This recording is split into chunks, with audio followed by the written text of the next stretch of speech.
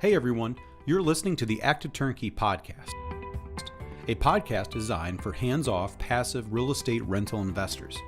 In the Active Turnkey Podcast, you'll hear Tom Olson and Jared Stoltmeister discuss all things turnkey rentals with other turnkey providers, service providers, and rental investors. Our goal is to help you reach your financial freedom and whatever comes after that. Let's go. Hey everybody, welcome back to the Active Turnkey Podcast. I'm your host, Jared Stoltmeister, and we have with us today the Tom Olson, and we're ready to do another podcast for you guys today. Yes, we are ready to do a podcast today, and today we've got a cool topic. Yeah. And I'm excited about today's topic.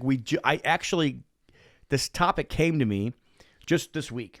So just this week, I had a real estate investor come in from out of state, and they bought a house. And they had gotten some quotes on some stuff, and they found us, and we gave them some quotes, and it looks like we're going to probably more than likely work together. But there was just so many things that happened with this particular couple that I thought, man, we really need to do a better job of educating people on how to buy out of state, what to think, what to look for, how to know if your realtor knows what they're talking about. And yeah. And so that's our topic today. Our topic is investing out of state. Yeah. So if you're a real estate investor, and I'm one of these, so I don't want people to think that I'm just trying to teach other people how to do this. I am also an investor who invests out of state. I invest in Pensacola, Florida, while I'm here in Northwest Indiana. So I have a little bit of experience doing this as well. We've done about 20, 25 deals out of state. So I think I've got a little bit of experience, and I can tell you from an insider's perspective kind of what we would recommend as well. Yeah. I mean, many of you, the idea of investing in your state is not realistic.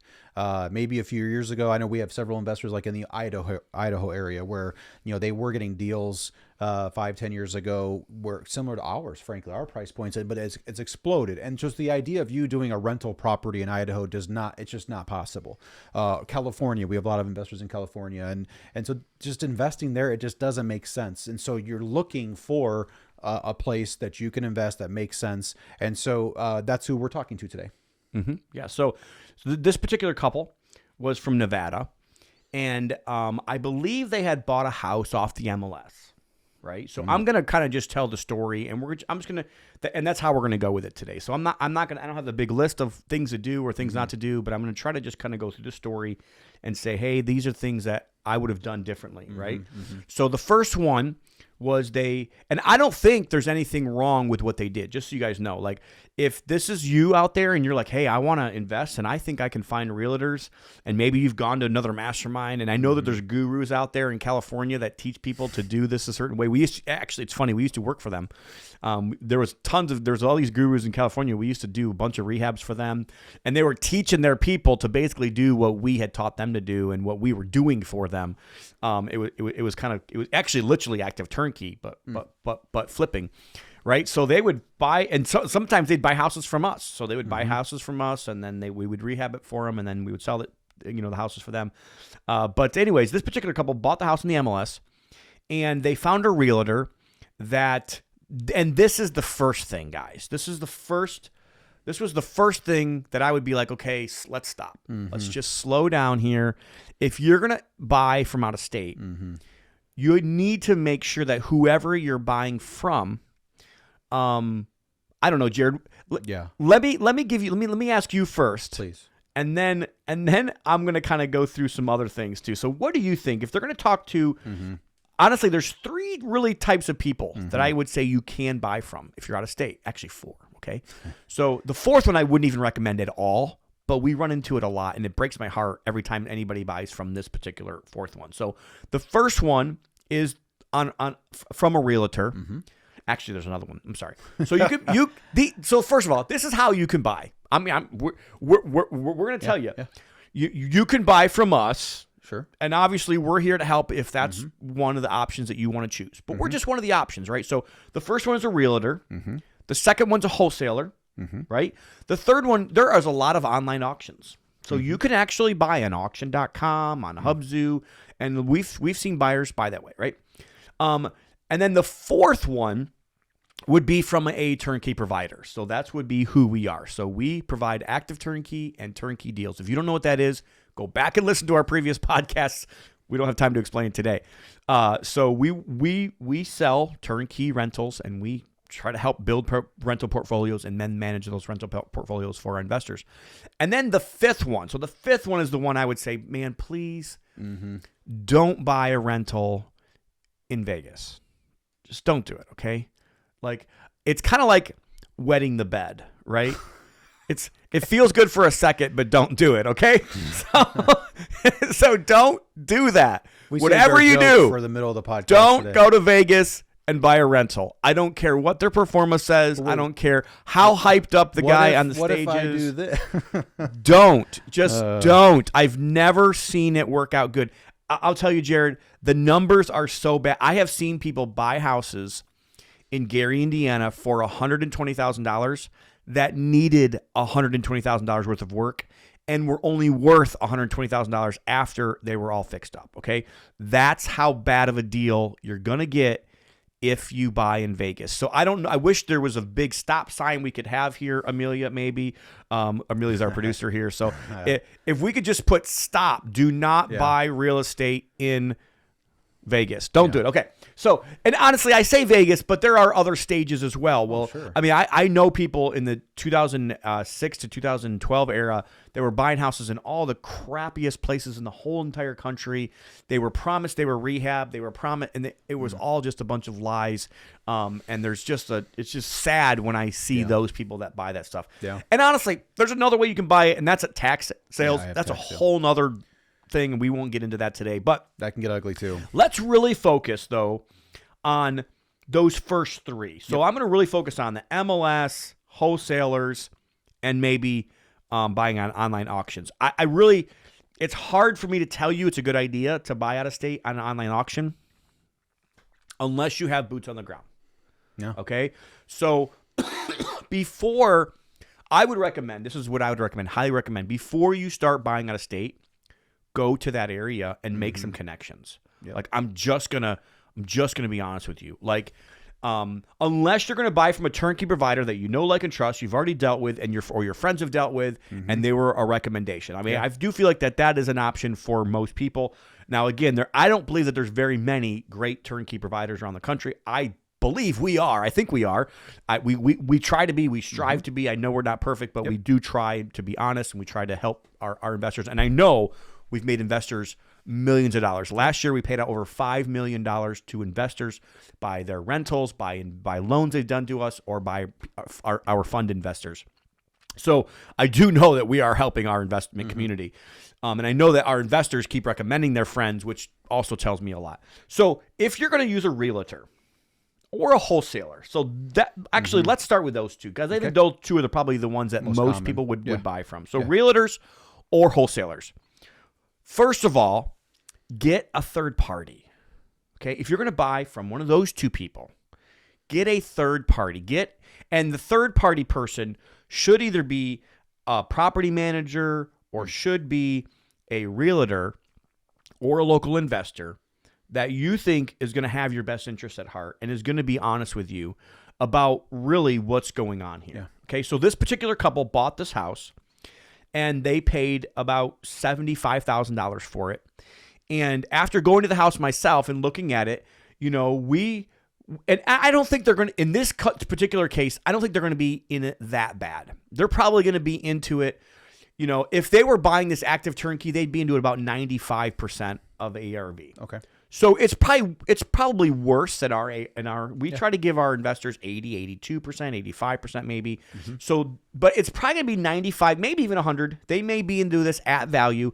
So it's not going to be the worst. I really don't think so. I think long term, this could turn out well for them. And, I think this is an area that could, have a good area, have good appreciation. So anyways, they bought a house and they trusted a realtor. Okay. They trusted a realtor.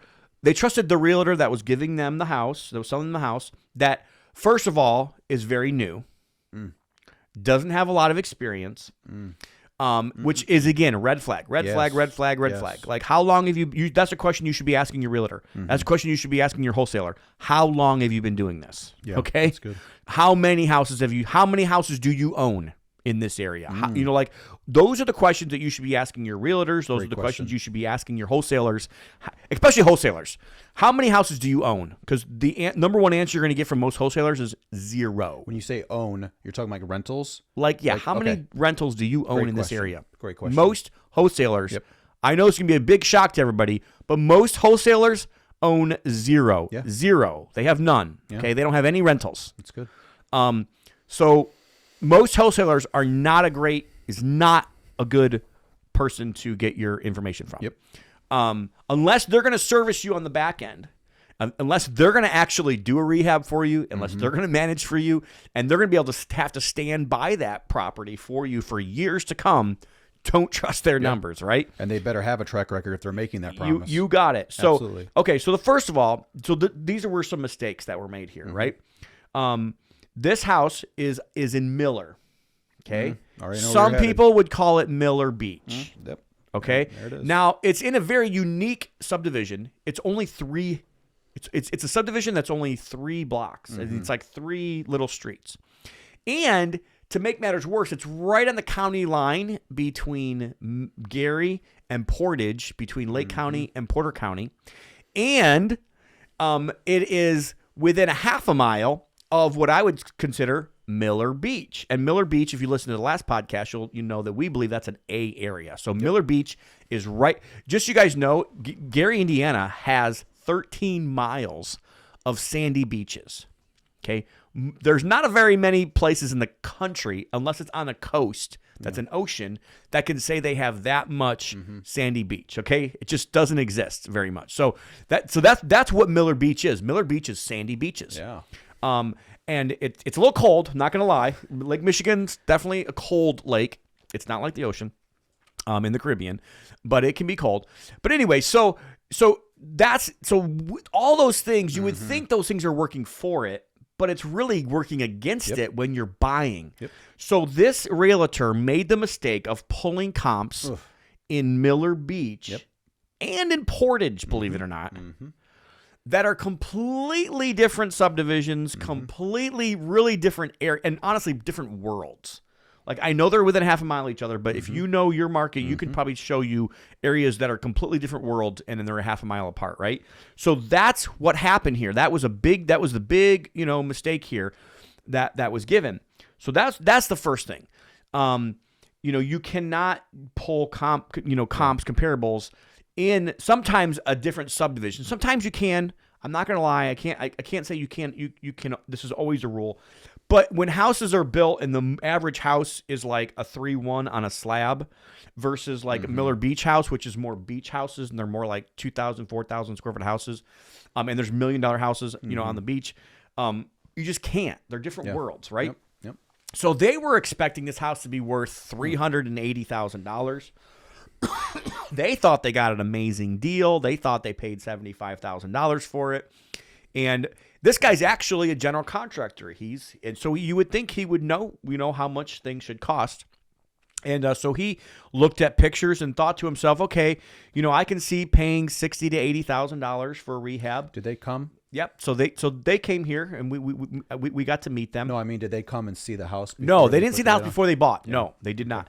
So they bought the house. They own it in cash, and we got to meet them this last week. So they bought this house, and so that was the first mistake. Oh, yeah. And we don't have time to get into all the mistakes here. I'm just going to kind of run through this though. The next one, so they actually did something good here. So they reached out to their network, which we talked about networking a couple podcasts ago, and they got a couple different people to come try to help them, right? And we were just one of them.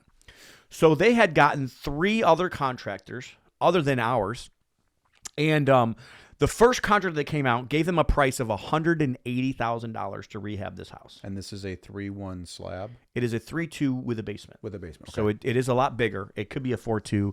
It's a little larger. For that area, it's actually a pretty large house. I don't ever remember seeing this house. There might be some bigger ones in this area. I don't know. And there is a nicer house that actually sold for like $200,000, not too far from this house. So it's possible this house is even worth a little bit more than what I'm, anticipating it to be worth. It's anticipating to be worth about 150 when it's all said and done. Maybe 160 ARV. I'm not sure. But anyway, so now this is something to be careful of.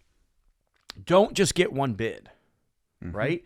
Unless you're dealing with somebody already and you're like, okay, this is the people I know, like, and trust. These people are they're going to hold on to this property. They're going to make it perform for me long term. Then if you're just going to do this all yourself, if you're going to go out and find a realtor, and if you're going to go out and get a contractor, and you're going to, just don't take the first person's bid, because it was $180,000, right? The second bid was $140,000, right? So, again, I'm a contractor. I get it. People want to make money. They want to go in. They want to replace everything. They don't want to look at it like a rental. They want to look at it like it's their own personal house that they live in. And I get it. And that is honestly a mistake that you can never, ever, especially if you're new at investing. You cannot think that the house that you are going to own as a rental is going to be the same as the house that you're going to live in. You just can't. I'm sorry. Now, does that mean you don't want to make it nice? Because number one, you're not. Right. You're not. You're not going to live there. Okay. Well, you're not going to live there. But number two, and I'm not trying to say you want to make it a slumlord. That's not. There is a big difference between slumlord and your house. There's many different levels. There's probably 10 levels there. And I'm not trying to even say step above slumlord. We put nice things in our properties. We want these to look nice. But we're not necessarily going to we're not going to strip the whole house down to layout studs and do everything just because. And we're not going to change the whole layout in every single rental that we ever do just because. Right. We may do some layout changes, but you've got to it has to be worth it. It's got to be something that is a win-win. If it's not a win for you and it's just a win for whoever, then it's not a win. And why are you doing it? Right. You might as well just kept your money and put it in the bank or put it in a CD, right? So that was the second bid. The second bid and third bid, they actually came around 140. And then we came along, and we're going to probably be in the 60, 70 range. We're half, literally, of what these other people are. And we have a 20% markup. We are going to mark up the property, and we're going to, but we also went through the whole house with them and said, hey, do you really have to do that? Do you want to do that? I get it, but do you have to replace this? Do you have to tear everything down? Do you have to do whatever? Or, hey, can you keep what you have? Can you paint it? Can you make it look nice?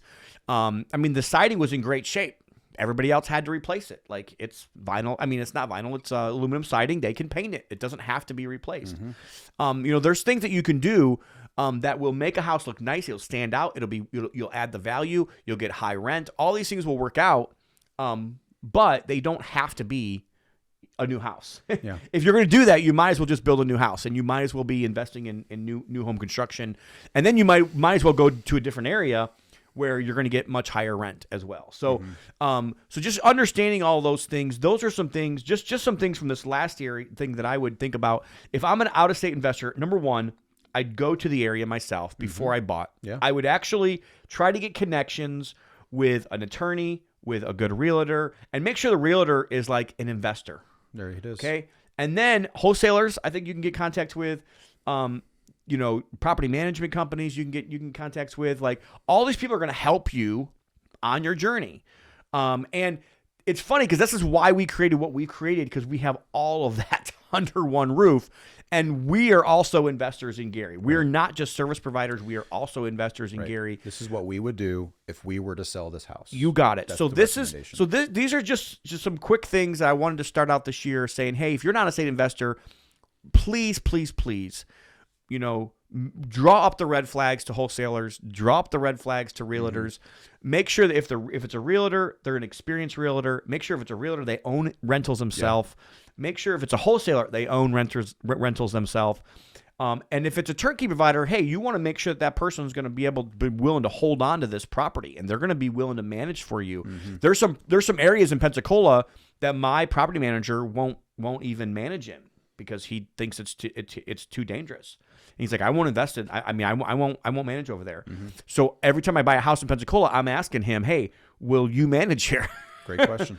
So I want to know that, and then I'm working with a realtor who is either going to help me rent the house or help me sell the house in the back end. And he's the one that's got to help me sell the house at the price he says he's going to help me sell it. There's some accountability that's going to happen at some point if that doesn't happen. So anyways, these are just some tips that I wanted to give. Jared, do you have anything else to add? I do. I think, I mean, wholesaler repair numbers, don't even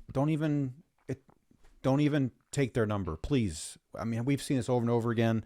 Not all wholesalers will do that. Sometimes it's not even a third of what's needed. I mean, it wouldn't cost that much to do paint and flooring. It's a big joke on Facebook.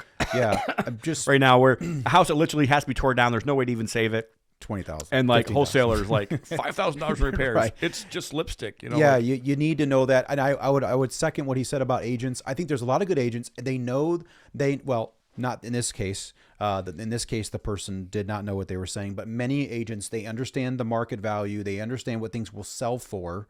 So they may be able to give you an idea on the value, but they really don't know what it would take to get it there. They don't know the repair numbers. They cannot estimate, and they don't know what you need to pay for it now. They don't know all the other costs that are going to be into that. And so they're just looking at similar houses that sold around that price point. They're telling you, oh, this is a good deal because this house down the street. So they don't know all those little details. And so I think it's really something you just need to be aware of. And then lastly, Tom mentioned about if you've never, I wouldn't want to live in the home, or I want to own a house that they would live in. In the end, I think it's important for you to know there's nothing wrong with thinking that way because you want to be a good owner. That's good. But you need to have market expectation. Not everyone in that market is thinking the way you're thinking. They don't need all that. That's not even what the market demands. The market would demand something similar to what a turnkey provider is providing, because that's what the people are expecting. So you don't need to replace all this stuff to put a tenant in there and get max rent. You just don't need all that. So you need to know what is the market demand or expect, and that's what you need to provide. Mm-hmm. Absolutely. So one last thing before I go, just kind of a way for you to kind of gauge yourself when you're buying. So I know we're talking a lot about buying out of state, which that's what the topic was today, buying out of state. But you can go on Zillow. And I know that there's a lot of negativity around the world about Zillow, but Zillow has a lot of good information. Sure. So I would look at Zillow and I would look at the map. Okay. So look at the map. And first of all, if it's in the same subdivision as yours, okay, you're probably pretty safe with these comps. But if it's in a different subdivision, that should be right off the bat something you can ask. The second thing you can do is you can go on Google Maps and Google World, Google Earth or whatever it's called, and you can drive the subdivision. You can kind of tell, hey, are these houses similar to these other houses? Because a comp, just so you guys know, a comp means it's supposed to be comparable. And in order to be comparable, it needs to be comparable in several different things: square footage, bed bath count, height of ceilings, age of house, basement, garage. There's lots of those things. So that's one thing when you're buying, make sure that like those comparables are comparables, and that's the way you can do it. You can do it on Zillow. Zillow has a lot of information. You can pull the map out on Zillow, and you can kind of see, okay. And if somebody would have shown this, and if it's in Gary, Indiana, guys, reach out to me, TOlson@goodsuccess.com. I will pull it up for you, and I'll tell you right off the bat. He's a deal junkie. He loves deals. We just did a podcast couple times ago about where we're buying in Gary, and you guys can go back and watch that podcast. But get the local experts' opinion about what they would do in that area. Well, just to piggyback that, Tom made a great point. So I had an investor recently. We had a turnkey property we were selling, gorgeous, full rehab, is really, really nice. And we were selling it it was in Lake Station. We're selling it for $165. There was a comp on the same block that was currently listed for like $20,000 less. And so he saw it on Zillow. He's pulling up the comps like you're saying. And so he looked up and he asked the question. He said, why would I buy yours at $165 and not buy this one at like $140, $145? It was the right question. Yep, absolutely. And so what did we do? And so we have an agent in-house. Tom's wife, Becky, is an agent. And so that's the right question he should have been asking. And so what we do. And I'll be honest with you, just so you guys know, as much as we wanted to sell this property to them, if the other 120 would have been a better deal, my wife would have said, no, you need to buy this house. Yes. Like, go for it. This is a good deal. Let's make it happen. But what happened? She went on the property and it wasn't updated. In fact, I'll tell you the what he thought we might have been doing, maybe selling our house too high. What we found out after just investigating, looking at basic information, is this guy bought it for $100,000. Literally, I think I don't even think he painted. I think he put a new roof on and then was listing it $50,000 high. In fact, it initially had it listed at $160,000. All he did was put a new roof on it. It needed to be updated still. It still needed a lot of work. But just by her going and she verified that actually no, that's not as nice. They're not comparables yet. If this had a full rehab, different conversation. But he did do the proper steps and he asked the right questions. And so it goes into what we're saying about how when you're going on there, you can use Zillow as a tool, but even then you need to verify it. Verify the information that's being provided, because again, it looked better, but it wasn't on par. Yeah, so hopefully this helps you guys. If this was any help to any of you guys, give us a 5-star review. Go on Apple Podcasts. You guys can go to our Facebook page. You guys can go to the YouTube channel, or you guys can follow me personally on Facebook, The Tom Olson, on Facebook, and love to be able to help you there. If you guys are looking for a good event to go to, the Free For All is in September. September 5, 6, 7, I think it is. You guys can go to goodsuccess.com to find out more information about that. Yeah. And just remember, we build rental portfolios for investors. We manage for you long term. We have lots of different investment opportunities for you here in Northwest Indiana, and especially in my heart, Gary, Indiana. Want to help you with that. And we really do want to help you reach financial freedom, whatever that means for you. So however we can help you, please let us do it. That's what we do. And we'd love to help you there. So if you want to get a hold of, you do want to go to onegroupnetwork.com and you want to get on Jared's buyers list, not just so we can have more people on our list. Like we don't really care about that. We have plenty of buyers. And honestly, as soon as we send out a deal, it's already sold. But I just think it's another education tool. I think that every time we send out a deal, you can kind of see what's out there, and it helps you kind of know, hey, maybe this is a deal for me. Maybe it's time for me to buy right now. Maybe it's not, and that's okay. But I believe it's an education tool, and I think that it'll help you guys as well. So follow us, subscribe, and we'll see you on the next one. Thank you so much for joining us today. Active Turnkey, the best way to buy rentals. We'll see you next time. One Group Network makes no warranty, guarantee, or representation as to the accuracy or sufficiency of the information featured in this podcast. The information, opinions, and recommendations presented in this podcast are for general information only, and any reliance on the information provided in this podcast is done at your own risk. This podcast should not be considered professional advice. Unless specifically stated otherwise, One Group Network does not endorse, approve, recommend, or certify any information, product, process, service, or organization presented or mentioned in this podcast, and information from this podcast should not be referenced in any way to imply such approval or endorsement. Any third-party materials or content of any third-party site referenced in this podcast do not necessarily reflect the opinions, standards, or policy of One Group Network. One Group Network assumes no responsibility or liability for the accuracy or completeness of the content contained in the third-party materials or on third-party sites referenced in this podcast, or the compliance with applicable laws of such materials and or links referenced herein.